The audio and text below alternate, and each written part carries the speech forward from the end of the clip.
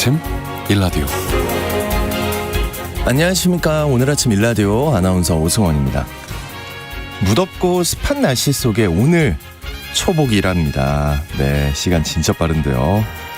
삼복더위를 잘 이겨내기 위해 보양식 많이 찾게 되실 것 같은데요. 근데 아무리 몸에 좋은 삼계탕이라도 드실 때 팔팔 끓여서 속까지 제대로 익혔는지 이거 잘 확인하시고 드시기 바랍니다. 식품의약품안전처가 초복을 앞두고 생닭 등 식재료 관리에 주의를 당부해 왔는데요. 최근 5년간 파악된 캠필로박터 제주니라는 식중독 환자의 절반이 이 7월에 발생했다고 합니다. 캠필로박터는 닭이나 오리 같은 가금류와 야생조류 등의 내장에서 많이 발견되는 세균인데요.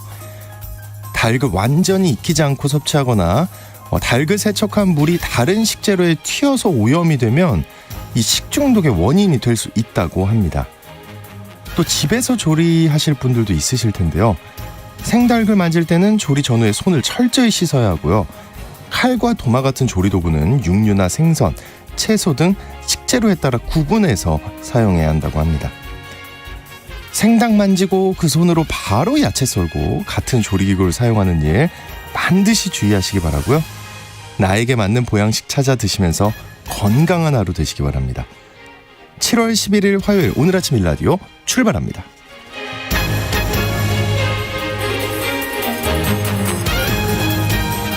오늘 아침 일라디오 이 시간은 물론 KBS 일라디오의 모든 프로그램은 유튜브 KBS 일라디오 공식 채널이나 모바일 콩 어플리케이션을 통해 실시간으로 함께 하실 수 있습니다. KBS 일라디오 채널 구독과 좋아요, 댓글 많이 부탁드리겠습니다. 자, 화요일 시간에는 농수산 뉴스 텃밭 가이드 시간 준비되어 있고요. 장수직업 시간에는 직장에서 꼰대와 빤대 간의 세대 갈등, 꼰대와 빤대랍니다. 네, 이들의 이해와 공존법에 대해 알아보겠습니다. 청취자 여러분 참여하실 퀴즈 나갑니다. 오늘이 초복이라고 말씀을 드렸는데요. 이 복날에 대한 여러 가지 유래가 있는데 한자로 복자를 보면 사람과 이 가축이 같이 들어있죠.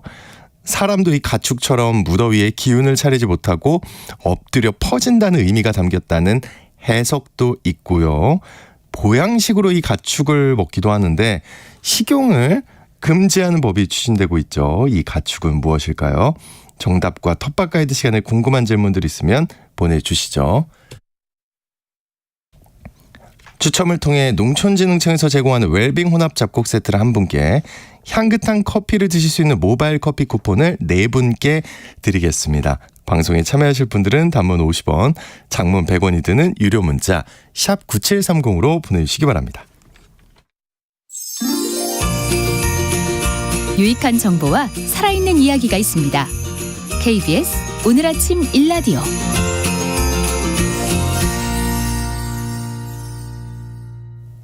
농수산 뉴스의 시간입니다. 한국과 아프리카 8개국 농업장관들이 서울에 모여서 K-라이스벨트 사업 추진을 공식 선언했다고 합니다.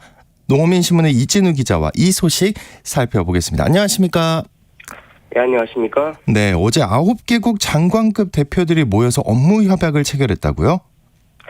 그렇습니다. 우리나라에서는 한덕수 국무총리 그리고 정황근 농식부 장관이 참석을 했고요. 그리고 가나, 감비아, 기니비사우, 세네갈, 우간다, 카메룬, 케냐 등의 아프리카 8개국에서 장관급 대표가 참석한 가운데 업무 협약식이 열렸습니다. 네. 골자는 이들 8개 국가의 우리나라의 쌀 종자와 재배 기술 이걸 전수를 해서 식량 생산을 늘릴 수 있도록 하고요. 이를 통해서 식량난을 극복할 수 있도록 지원을 한다 이런 겁니다. 네, 그렇지 않아도 아프리카 국가들에서 식량난 문제가 계속 대두돼 왔는데 구체적으로는 어떤 지원을 하게 되는 건가요? 제일 먼저 쌀 종자를 생산할 수 있는 종자 생산 인프라를 지원한다는 건데요. 국가별로 50에서 100헥타 정도 규모로 이 종자 생산 단지를 조성하는 것을 지원을 하고 여기에서 생산된 종자를 농가에 보급을 해서 쌀 생산성을 높이도록 한다 이런 겁니다. 일단 우리나라가 밝힌 계획에 따르면은 올해 한 2,000톤 정도의 종자 생산을 시작으로 해서 2027년 정도까지가 되면 이 다수학별을 중심으로 10,000톤 정도의 종자를 생산할 수 있도록 한다 이런 계획인데요. 이렇게 되면은 이 종자를 이용해서 최종적으로 쌀을 이제 생산하는 양이 소비량 측면에서 봤을 때는 연간 한 3천만 명이 소비할 수 있을 정도의 양, 이걸 생산하는 것을 목적으로 하고 있습니다. 네, 그러면 기술 지원도 이루어지겠네요? 그렇습니다. 이게 지원되는 품종은 다수학 품종으로 우리나라에서는 익히 알려져 있는 통일벼 계통이라고 하고요. 네. 한국의 벼 전문가도 대상국에 파견하기로 했습니다. 그리고 현지 인력의 전문화를 통해서 사업이 종료된 이후에도 우수한 벼 품종이 생산될 수 있도록 하고요. 재배에 필요한 농기계, 농약, 비료 등의 농기자재는 물론이고 이후에 수확 후의 관리를 위해서 저장시설 등도 지원하기로 했습니다. 네, 일종의 공적 개발 원조 사업의 일환으로 봐도 되는 거죠? 네, 그렇게 봐도 될 것 같습니다. 이거 아프리카 다수 국가에서는 쌀 소비량이 매년 6% 정도 증가하고 있는데 생산은 정체되어서 소비량을 충족하지 못하고 있다고 하는데요. 네. 또 우리나라에서도 매년 5만 톤 정도의 쌀을 해외 원조를 또 하고 있기도 합니다. 어쨌든 이번 K 라이스벨트 프로젝트를 통해서 기아 종식과 소득 증대를 통해서 빈곤 퇴치에도 기여를 할 것이다. 이렇게 기대하는 게 농식품부의 설명입니다. 근데 벼를 재배하려면 관계 수로나 경지 정리 등의 사업도 필요하지 않을까 싶은데요. 그렇습니다. 이게 종자 재배 단지를 조성하는 과정에서는 경지 정리가 반드시 필요할 테고요. 또 용배수로도 있어야 되고 농기계들이 이동할 수 있는 경지로 같은 이런 인프라 구축도 이제 필수적이겠는데요. 여기에 대해서는 사실 우리나라 같은 경우는 이미 오랜 기간 경험과 노하우를 갖고 있는 나라입니다. 또 벼를 재배하기 위해서는 이에 대한 기술 점수가 또 필수적이기도 하고요. 그래서 어쨌든 이번 우리나라에서 아프리카 8개 국가의 이제 업무 협약이 좀 잘 추진이 되어서 아프리카 지역의 식량량 해소에 일조를 하기를 기대를 해봅니다. 네. 요즘 기후위기 대응을 위해서 탄소 발생을 줄이는 노력이 계속되고 있는데 국내 최초로 저탄소 인증을 받은 한우가 생산된다고요? 그렇습니다. 어제 오늘 계속 장대 같은 빗줄기가 갑자기 쏟아졌다가 또 햇빛이 나면서 기온이 30도까지 넘어가는 맞습니다. 이런 날씨를 저희가 경험하고 있는데요. 이런 기상 이후의 발생 원인으로 지구 온난화를 들고 있고요. 이런 온난화의 원인 중 하나로 과도한 탄소 발생이 지목이 되고 있습니다. 이런 상황에서 국내에서는 처음으로 한우 농가 27곳이 저탄소 축산물 인증 이것을 받았다는 소식입니다. 야, 27곳이나요? 근데 어떤 경우에 이 저탄소 인증을 받을 수 있는 건가요? 일단 기존의 축산 인증 제도가 한 7개 정도 있는데요. 유기축산이나 무항생계 축산, 햇삽 등이 있습니다. 이런 인증 제도가 있는데 이런 인증 7개 인증 제도 중에서 1개 이상의 인증을 받은 농가를 대상으로 신청을 받았고요. 이런 농가 중에서 이제 생산 과정에서 발생하는 탄소를 줄이는 기술이 있는데 이것을 적용을 해서 농가가 온실가스 배출량을 평균보다 한 10% 이상 최소 줄여야 하는 경우에만 저탄소 축산물 인증을 받을 수가 있습니다. 네, 근데 그렇게 탄소 발생량을 줄이는 건 정말 좋은 것 같은데, 근데 그렇게 하다가 만약에 육질이 나빠지거나 하면 외려 농가에 손해가 나는 거 아닌가 싶은데요. 도축 결과도 혹시 나왔나요? 그렇습니다. 이제 농식품부에 따르면은 이번에 인정을 받은 27개 농가 중에 상위 5개 농가 같은 경우는 온실가스 발생량을 평균에 비해서 17.2% 정도 감축을 했다고 하고요. 그럼에도 불구하고 2022년 기준의 출하 성적 이걸 보니까 육질에 대한 평가에서 평균 74.5%가 1+ 등급을 이상의 출연율을 보였다고 합니다. 이게 일반 농가에서 나오는 65.4%보다 더 높았다 이런 건데요. 네. 물론 각 농가별로 소를 키우는 기술이 차이이기 때문에 전체적으로 일반화시키기는 어렵겠습니다만은 탄소 배출도 줄이면서 고급육 비율도 상위 성적 농가에서는 늘었다고 하니까 한번 기대를 또 해볼 만할 것 같습니다. 네, 이렇게 농가에서 탄소 저감 정책에 호응을 하면 혹시 별도의 인센티브가 있을까요? 일단 내년에 탄소 중립 프로그램 사업이라는 게 있는데요. 이 사업과 연결을 해서 저탄소 인증 농가를 대상으로 탄소 중립 직불금을 지급할 계획이라고 합니다. 그리고 앞서 축산 분야에서 시행 중 7개 인증이 있는데 이걸 1개 이상 인증받은 농가를 대상으로 저탄소 인증제를 운영한다고 설명을 드렸는데요. 이게 탄소 발생을 줄이는 것뿐만 아니라 축산물의 안전성도 함께 담보가 되어야 하기 때문에 그렇게 인증제가 운영이 되고 있습니다. 네. 그러니까 사육 단계에서 탄소만 줄이는 게 아니고 안전성도 동시에 담보한 것이니까 이 저탄수 축산물로 인정된 부분도 소고기도 안심하고 구매하셔도 될 것 같습니다. 네, 알겠습니다. 오늘 농수산뉴스 지금까지 한국농어민신문의 이진우 기자님과 함께했습니다. 오늘 고맙습니다. 감사합니다.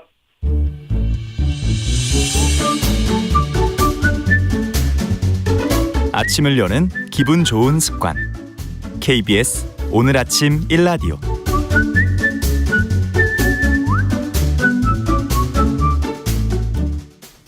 직장은 나와도 평생 직업이 필요한 시대를 위한 장수 직업 시간입니다.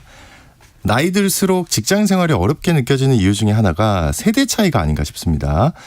그래서 세대 차이가 아닌 입장 차이를 이해하고 상호 존중하는 것도 장수 직업인이 되기 위한 중요한 과정이라고 하는데요.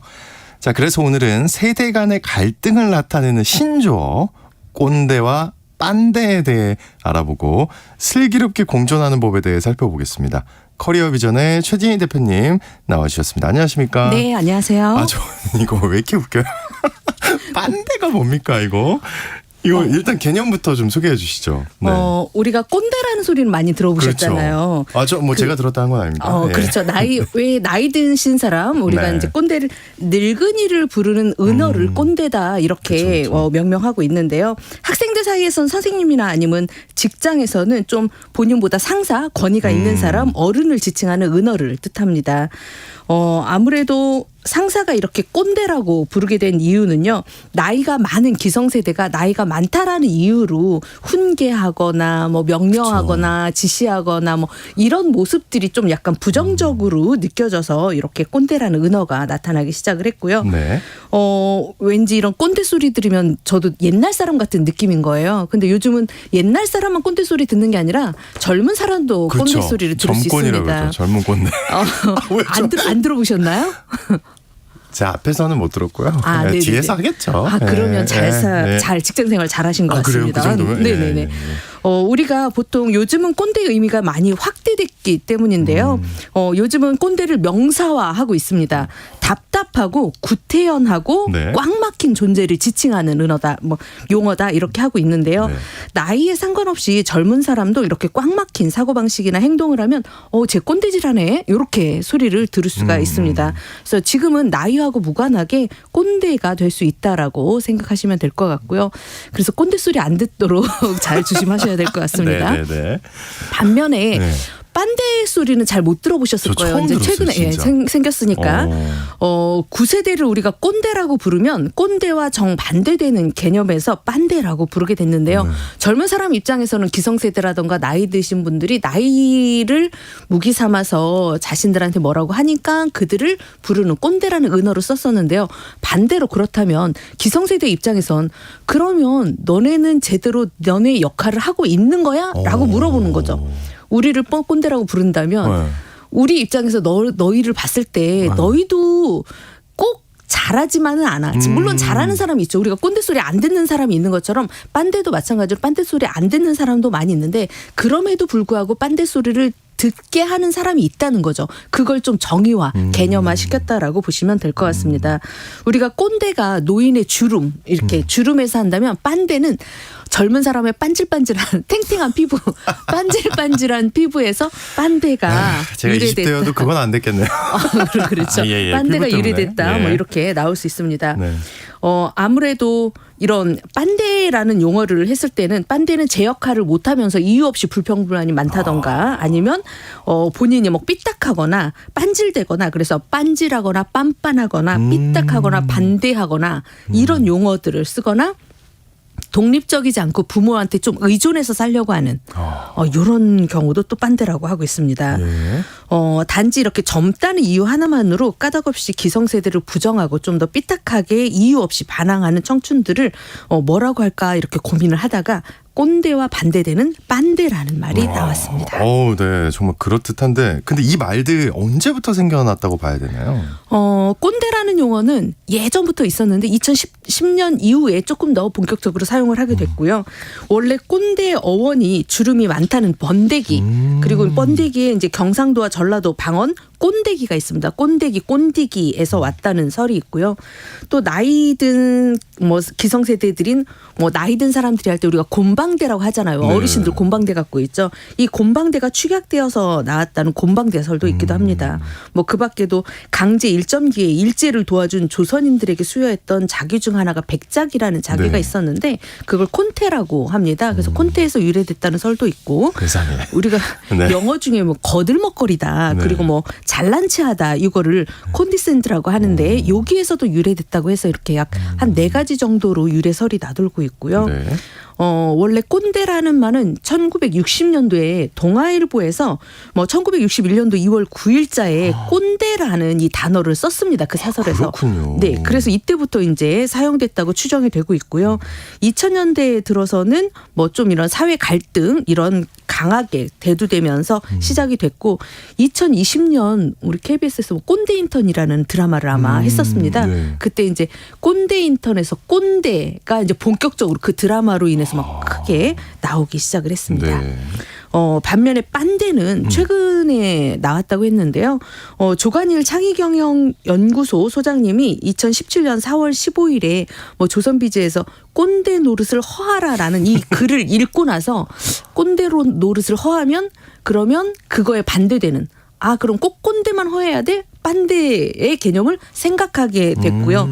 그래서 처음 2017년 4월 17일에 블로그에 이제 빤대라는 이 글을 쓰게 되면서 빤대라는 신조어가 탄생하게 됐습니다. 좋습니다. 그러면 자신이 빤대라는 거를 어떻게 알 수 있을까요? 이 꼰대도 막 여러 정의들이 있잖아요. 네네. 뭐 이렇게 하면 꼰대야 뭐 이런데 이렇게 하면 빤대야 할 수 있는 거 있나요? 그저 한 크게 4가지 정도로 특징을 잡아볼 수가 제가 있는데요. 냉정하게 스스로 평가해 보겠습니다. 네네. 뭐 회사는 유치원이 아니다라는 책에는 50대도 다음과 같은 증세가 있으면 나이는 꼰대지만 철이 안 든 빤대로 보여질 수 있다. 네. 저도 빤대로 보여질 수 있을까 봐 걱정이 되긴 합니다. 네. 우리 같이 한번 생각해 보죠. 네, 그렇죠. 먼저 첫 번째 빤질거린다는 거죠. 빤질거린다. 무슨 의미입니까? 우리가 빤질빤질 제 뺀질대 이런 소리 많이 하잖아요. 빤질대 뺀질대. 근데 자기 맡은 바 책무는 다하지 못하면서 뭐 미꾸라지처럼 약간 살 빠져나가는 뭐 이런 사람들을 우리가 뻔뻔하다 이렇게 표현하는데 이런 사람들은 뭐 말은 번지르르 하지만 행동과 실천은 따르지 않을 때 조금도 손해 보려 하지 않을 때 이런 사람들 그래서 뭐 야근이나 회식도 안 가는 분들이 있어요. 자기가 손해 본다고 이런 사람들이 빤질거리니까 그러면 그 빤대의 대표적인 특징이다라고 할 수 있고요. 두 번째 특징은 삐딱하거나 반항적입니다. 무슨 말을 해도 반항적입니다. 혹시 반항적인 우리 왜 가만히 계시다가 저를 지금 가끔 저희가 방송하다 보면 조금 약간 부정적인 의미가 있어서 그런 제가 면이 완전 없다고 말씀드리지 네네네네. 않겠습니다. 예. 사춘기도 아닌데 좀 반항적인 이런 모습을 보일 때가 네. 있는 사람들을 말합니다. 상사의 지시가 조금만 성에 안 차도 투덜거린 거나 뭐 상사를 뒷담화하거나 이런 사사건건 뭐 본인 주장만 되게 강하게 펼치고 상대의 의견은 존중하지 않는 뭐 토를 달고 무시하거나 반대 의견을 말하는 이런 경우가 종종 있다라고 하면 빤대의 특성이 있다라고 네. 보시면 될 것 같고요. 세 번째는 서열무시. 뭐 상사무시, 기존 질서무시, 이 모든 것들을 무시하는 게 평등과 정의라고 믿는 이런 신세대들의 사고방식이다라고 생각하는 거는 빤대라고 볼 수가 있습니다. 우리가 잘 알지도 못하면서 선배나 뭐 누군가가 뭐 가르치려고만 한다. 저 사람 알지도 못하면서 가르쳐. 이렇게 생각을 꼰대라고 막 몰아붙였다라고 네네네. 한다면 이건 나이에 불과하다라고 볼 수가 있을 것 같습니다. 나이를 무시하는 것보다는 무례하고 뭐 버르장머리 없는 뭐 젊은 친구들 아니면 그 나이 든 사람 중에서도 상대에 대해서 무례하거나 버르장머리 없고 무조건 가르치려고 하는 사람들도 나이가 많아도 빤대라고 불릴 수는 있다라는 거죠. 네. 마지막으로 개인주의적 사고가 개인 중심적 사고와 행동이 너무 지나친 경우에 빤대라고 할 수 있는데요. 뭐 개인주의가 나쁜 건 아닙니다. 그렇죠. 상대한테 뭐 손해만 피해만 끼치지 않으면 되는 거니까. 그런데 이게 너무 지나쳐서 자기 중심적으로 흐르면 이건 문제가 된다라는 거죠. 뭐 회사나 팀의 형편은 뭐 아랑곳하지 않고 자신의 처지와 이익만 주장하면 사실 회사 입장에서는 그런 사람을 아껴줄 필요는 없거든요. 그러다 보니까 요새 최근에는 저도 이제 면접장에서 질문을 하거든요. 신입사원 면접을 할 때 본인이 팀이나 조직을 위해서 뭐 희생한 적이 있습니까? 헌신한 적이 있습니까? 이런 질문을 해요. 왜냐하면 면접장 자체부터 이제 그런 빤대들을 좀 가려내려고 하는 거죠. 그렇기 때문에 우리가 뭐 팀을 위해서 희생하고 헌신한다는 건 조직의 성과나 아니면 팀 성과에도 뭔가 영향을 미칠 수 있기 때문에 이렇게 꼭 나만 위주야 이런 생각이 뭐 젊은 신세대의 생각이다라고 보지 않으셨으면 좋을 것 같습니다. 근데 궁금한 게요. 네. 그렇게 질문을 하면 그 면접자들이 거짓말로 이렇게 막 하는 경우는 어떻게 해요? 저희가 상황을 물어봅니다. 언제, 정확하게. 어디서, 어떤 일을 하면서 그렇게 했는지 해서 저희가 이제 스타 기법이라고 하는데 네. 구체적으로 물어보기 때문에 거짓말을 할 수가 없습니다. 그래서 간혹 뭐 남의 얘기를 거짓말처럼 한다고 네. 하더라도 저게 약간 거짓말인 것 같다 하면 저희가 추가적으로 막 상세하게 더 물어봅니다. 그러다 보니까 어버버요. 그렇죠. 그럴 땐 걸리는 거죠. 그래서 자기 얘기를 해야 됩니다. 네. 네, 알겠습니다. 그 네 번째까지 했고 다섯 번째는 뭔가요? 이렇게 우리가 의리가 밥 먹여주나? 이런 생각을 한다라는 거죠. 의리하고 상관없이 좋은 곳이 있다면 나보다 내 그 연봉을 더 올려주는 곳이 있다라고 하면 그쪽으로 간다거나 저하고 이제 관계가 몇 번 봤으니까 좋아졌잖아요. 이런 관계를 무시하고 저 사람하고만 난 별거 없어 이렇게 하면서 본인의 뜻대로 이기적으로 이제 아무 때나 배신하고 갈 수 있는 사람들 이런 사람들이 우리가 빤대의 기질을 갖고 있다 이렇게 할 수 있습니다. 네, 다섯 가지 관점이 있다. 근데 이 빤대 증후군이 있다는데 이건 또 무슨 얘기예요? 본인도 이런 빤대 증후군을 갖고 있는 건 아닌지 한번 체크해 보시면 될 것 같습니다. 계속 무서워요. 전 시작부터 지금. 한 네. 10개 정도 말씀을 10개요? 드릴 텐데 네. 이유 없이 기성세대에 반감을 갖고 있는다. 이유 없진 않아요. 네네. 늘 삐딱하거나 반항적이거나 네. 이렇다. 그리고 상사나 선배에 대한 험담에 좀 익숙하거나 그리고 위아래 가리지 못하고 버르장머리 없이 군다거나 아나무인이라고 우리가 표현하기도 하죠. 네. 아나무인격으로 한다거나 네. 뭐 회사 형편과 상하는 관계없이 칼출근, 칼퇴근 이게 이제 본격적으로 지키는 이런 사람 이러거나 네. 그리고 뭐 회사 일과 개인사 중 볼 것 없이 무조건 개인사가 우선이거나 그리고 회사가 어렵다면 무조건 난 떠날 거야 이런 생각을 갖고 아이고. 있거나 조심하셔야 될 것 같습니다. 지금 네. 네. 그래도 말을 아낄게요. 그죠. 월급만 더 준다면 볼 것 없이 퇴사한다거나. 아유, 그죠. 네. 요즘 이런 생각 많이 갖고 있는데 이런 것도 빤대 증후군이다라고 보시면 될 것 네. 같습니다. 또한 뭐 퇴근 후에 카톡이나 문자 메시지는 절대 열어보지 않는다거나 퇴근 후에 완전 내 세상이니까 뭐 절대로 연락하지 마 이런 소리를 한다거나. 이상하다. 그죠. 의리가 제 얘기 같은데? 의리가 반겨져 아니면 부모한테 좀 의존적이어서 정신적으로 자립하지 못한다거나 이러면 빤대 증후군이라고 합니다. 네. 이 중에서 몇 개 정도나 해당되시는지. 몇 개였죠? 10개였나요? 네, 10개, 12개 정도 됩니다. 12개 정도요? 네. 한 11개 정도? 그러면 나이하고 상관없이 빤대라고 보시면 될 것 같습니다. 예. 네네. 근데 이게 굉장히 둘이 상극이잖아요. 꼰대랑 빤대랑. 그렇죠. 이 세대 갈등 근데 꼭 묻지 않아도 되게 요즘 심각한 걸 저는 느끼거든요. 피부로. 네, 얼마 전에 회식 자리에서도 저희 직장 회식 자리에서도 이게 문제가 됐는데요. 만약에 오늘 저녁 회식 있어? 자, 저녁에 회식이야? 이렇게 얘기하면 꼰대입니다. 오늘 저녁 오늘 회식 저녁 있어? 회식 있어? 자, 다 회식이야? 이렇게 지시하고 통보하는 거죠. 그죠? 당일에. 그러면 이제 좀 꼰대가 되는 너무한데. 거죠. 네. 그런데 어떤 분 같은 경우는 자, 오늘 저녁에 회식이 있는데 점심에 할까 저녁에 할까? 점심에 할 사람 저녁에 할 사람 선택권을 부여해주면 꼰대는 아니라는 거죠. 그리고 저희 남편도 네. 회식을 했대요. 점심에 회식하는데 투표권을 줬다고 합니다. 요즘 젊은 세대들 때문에. 왜냐면 점심 회식을 더 선호를 한대요. 저녁보다는. 그래서 점심 회식을 하는데 한 곳만 지정해서 자, 오늘 점심 회식이야 이게 아니라 자, 투표하겠습니다. 점심 회식인데 스시 뷔페를 가겠습니까? 아니면 스파게티 전문점을 가겠습니다. 각각 투표를 해서 가장 많이 나온 우리가 스시 뷔페로 많이 갈 것 같잖아요. 아니에요? 나이 든 저희 입장에선 그런데 젊은 친구는 스파게티를 많이 체크를 했기 때문에 점심 회식을 스파게티 전문점에 가서 했다고 합니다. 이렇게 통보하고 지시하는 거와 다르게 젊은 신세대에 맞춰서 약간 회식 문화도 많이 바뀌고 있습니다. 우리 허순정님이 지금 보내주셨어요. 꼰대, 빤대, 서글프네요. 갈등이 아닌 서로를 이해하면 좋을 텐데 점점점. 그쵸? 네. 순정님 맞는 얘기예요. 예. 네, 이해하면 슬기롭게 좋은데. 공존해야 되는 거죠. 네. 그래서 저희가 이 슬기롭게 공존한다는 게 왜냐하면 꼰대 입장에서 꼰대라고 불린다고 이걸 너무 억울해하거나 화나게 생각하지 마시고요.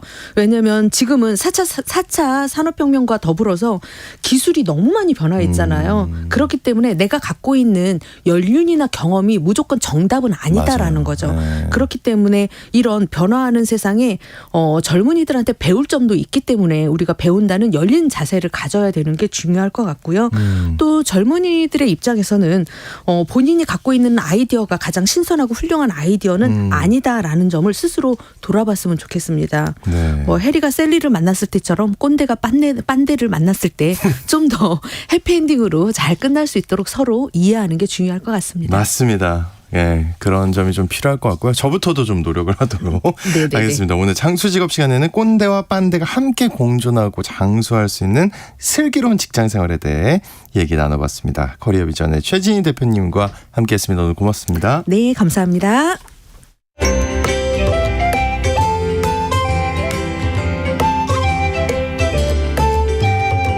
상쾌한 하루의 시작. KBS 오늘 아침 일라디오.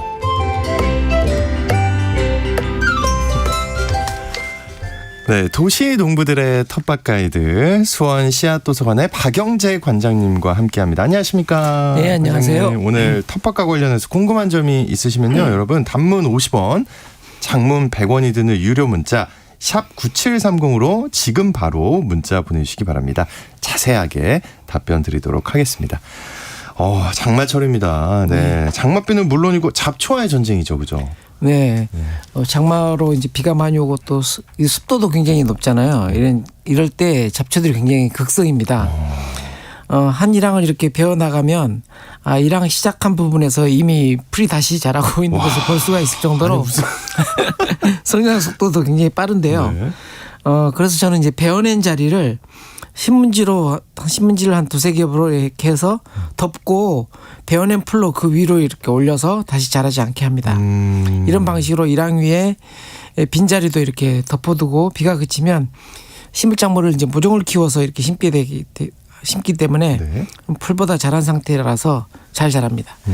가을쯤 되면 또 이렇게 덮어둔 신문지도 이렇게 분해돼서 없어집니다. 야, 좀 신박한 방법이라고 생각이 드는데요. 신기하네요. 네. 네. 이런 작업을 하는 것을 이웃 농가에서 보시고는 제발 풀약 좀 뿌려 이렇게 제초제요? 네. 왜 아우성을 그래요? 하십니다. 네. 아무래도 이제 풀씨가 날려서 본인들의 이제 밭으로 이렇게 날릴까봐 걱정하는 것 같습니다. 하지만 풀씨앗은 워낙 작아서 땅속 어디에나 있습니다. 그래서 이제 잡초를 다루는 잡초학이라고 하는 학문이 있는데요. 네. 거기서는 토양을 씨앗은행이라고 이렇게 부릅니다. 밭을 갈기만 하면 빛을 본 이제 잡초 씨앗이 발화를 해서 나오기 때문인데요. 그래서 아무리 검정 비닐을 멀칭한 상태로 농사를 지어도 그걸 걷어내면 언제 그랬냐 싶게 또 풀이 자리를 차지합니다. 야, 근데 그 표현 중에 토양을 씨앗은행으로 부른다. 네. 그 정도로 잡초가 정말 대단한 것 같은데 네. 지금 텃밭에 근데 심을 수 있는 게 있다고요? 네. 이제 6월에 이제 감자 수확하고 다들 밭이 비어 있어서 뭘 심을까 이렇게 걱정을 하시는데요. 그 중에서 하나를 소개하면 네. 7월부터는 이제 쪽파를 심을 수가 있습니다. 5월에 이제 잎부분이 말라서 5월에 캐어둔 구근을 이제 심는 건데요. 위에 마른 잎들은 떼어내고 마른 뿌리도 이렇게 깨끗하게 없앤 다음에 이렇게 심습니다. 윗부분을 살짝 잘라내고 심으면 새끼치기를 많이 하기도 합니다. 쪽파는 구근해서 새끼치기를 해서 생산량이 많아집니다.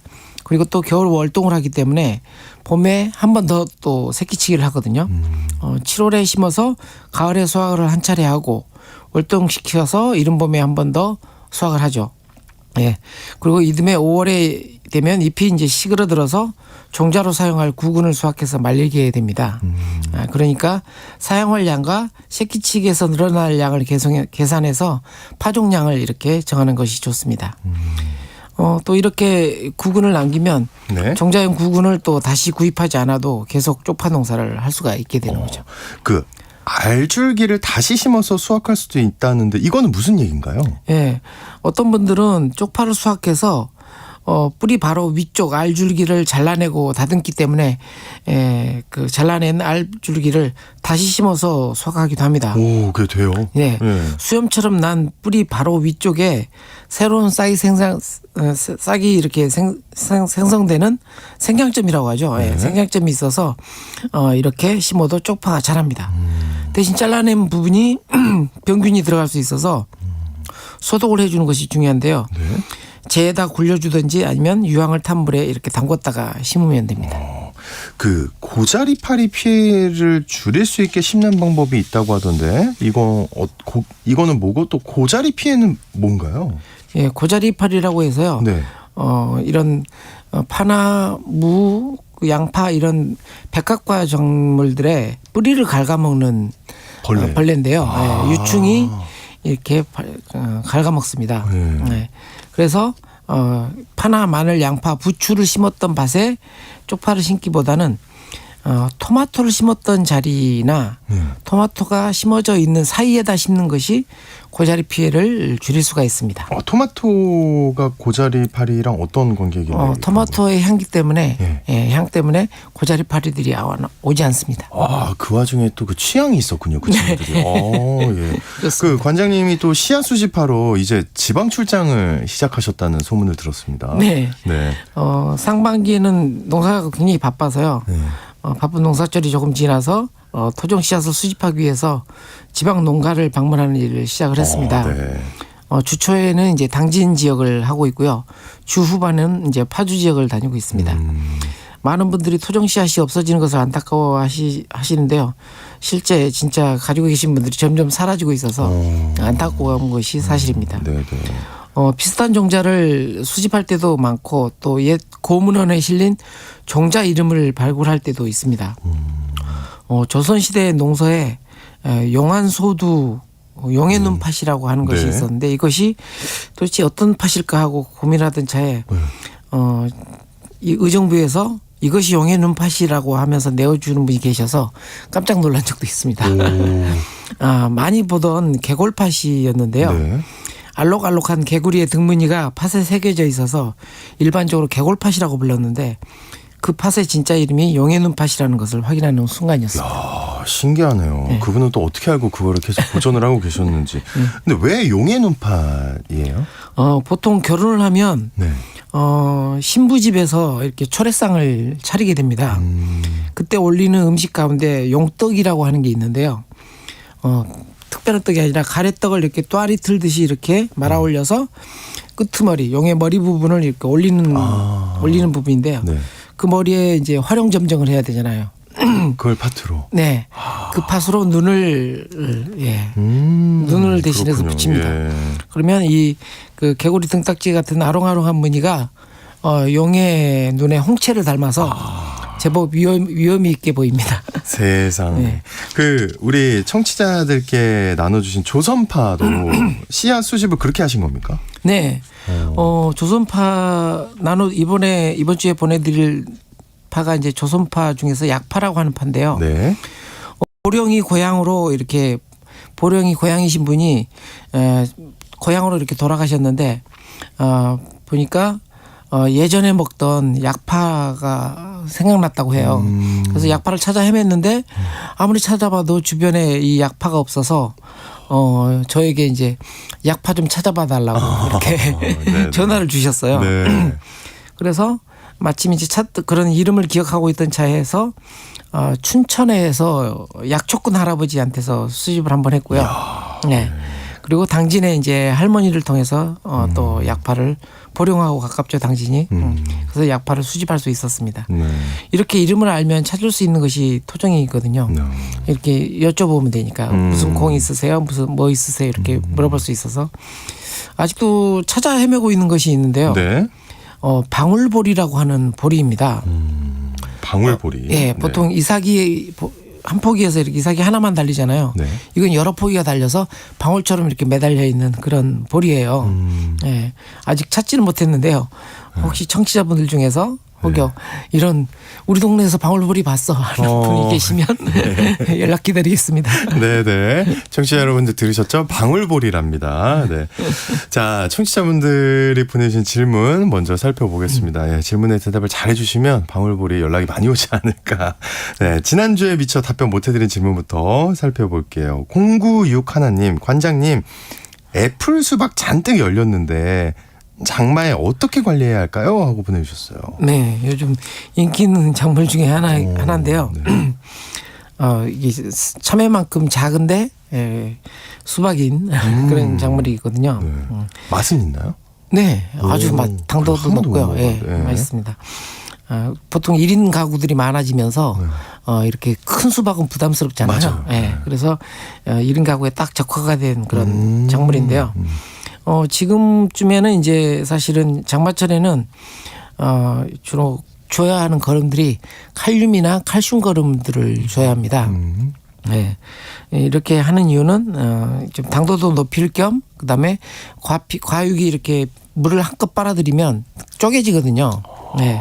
그런 현상도 막을 수가 있습니다. 오, 좀 탄탄하게 해주는 네네. 칼륨이나 칼슘. 네. 그리고 또 매달려서 이렇게 심으셨으면 양파망이나 이런 걸로 이렇게 가지가 줄기가 찢어질 수도 있어서 그걸로 잘 쌓아서 이렇게 매달아 주시는 것도 필요할 것 같습니다. 네. 그리고 2569님이 텃밭에 깻잎을 메뚜기처럼 생긴 작은 벌레가 잎을 마구 갉아먹습니다. 날아다니니까 잡을 수도 없고 어떻게 하면 없앨 수 있을까요? 하고 보내주셨어요. 네. 아무래도 이제 깻잎을 좋아하는 벌레들이 좀 많은데요. 네. 이런 경우에는 좀 기피제라고 할까요? 좀 벌레를 잡는 목적보다는 벌레들이 안 오게 하는 그런 목적으로 하시려면 보통 이제 목초액을 한 500배 정도 희석해서 이렇게 뿌려주면 목초액을 500배 희석해서. 네, 그렇게 하면 좀 경감할 수 있을 겁니다. 잡기는 어렵고 못 네. 오게 하는 게 낫다. 네. 예. 아니면 또 다른 방법은 우리 파리 끈끈이라고 하는 거 있잖아요. 네. 그런 것처럼 생긴 농자재가 있습니다. 끈끈이 대를 이렇게 설치해 놓으면 이동하다가 이렇게 달라붙어서 이렇게 잡을 수가 있습니다. 네. 또 6787님. 작은 텃밭에 열무를 심었는데요. 나비가 날아와서 남편이 망사로 덮어놨대요. 이거 괜찮을까요? 이렇게 보내주셨어요. 네, 보통 이제 배추 흰나비라고 하는 나비가 와서 열무잎에다가 알을 쓸고 그럼 그게 이제 부화돼서 나오는 게 이제 청벌레거든요. 네. 열무잎을 많이 갉아먹죠. 네, 많이 봤어요. 그래서 저. 이렇게 네. 알을 못 가게 하려고 이렇게 한냉사라고 하는 망사를 이렇게 씌우신 것 같아요.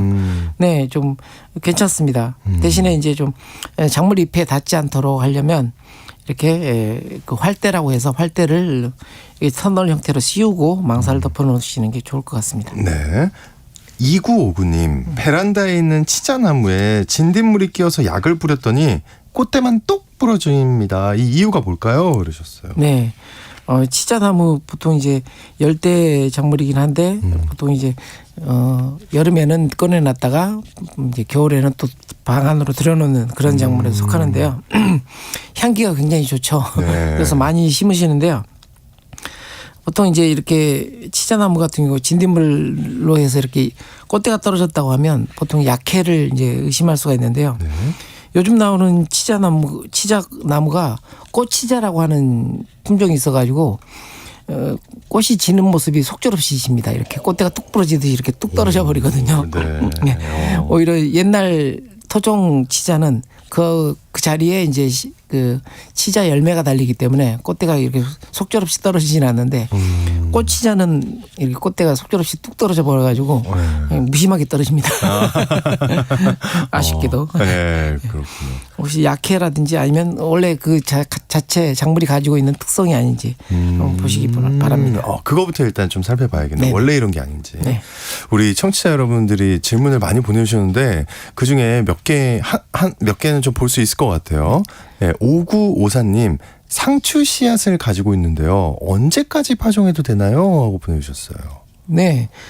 상추는 이제 좀 너무 더울 때는 이게 재배하기가 쉽지 않거든요. 네. 그래서 한 8월 좀 더위가 한풀 딱 꺾일 때 8월 한 중순에서 말쯤에 다시 한번 파종을 하시면 될 것 같습니다. 8월 중순에서 말쯤에. 아유, 질문들이 있는데 저희가 오늘 소화를 다 못 해드릴 것 같아요. 저희가 근데 잊지 않고 다음 주에 꼭 소화해 드릴 테니까요. 여러분 상심하지 마시고 기다려주시기 바랍니다. 시간상 여기서 마무리해야 될 것 같고요. 텃밭 가이드 오늘 수원 씨앗도서관의 박영재 관장님과 함께했습니다. 고맙습니다. 네, 감사합니다. 오늘 퀴즈의 정답은 개였습니다. 0486님. 답은 개입니다. 오늘 초복이지만 많이 덥지 않았으면 좋겠네요 하고 보내주셨고요. 여러분들이 정답 보내주셨는데요. 중복 당첨 여부 확인 후에 홈페이지에 당첨자 올려놓겠습니다. 여러분 말씀드린 대로 초복입니다. 오늘 지치지 말고 기운 있는 하루가 되길 바라겠습니다. 내일 다시 돌아오겠습니다. 안녕히 계세요.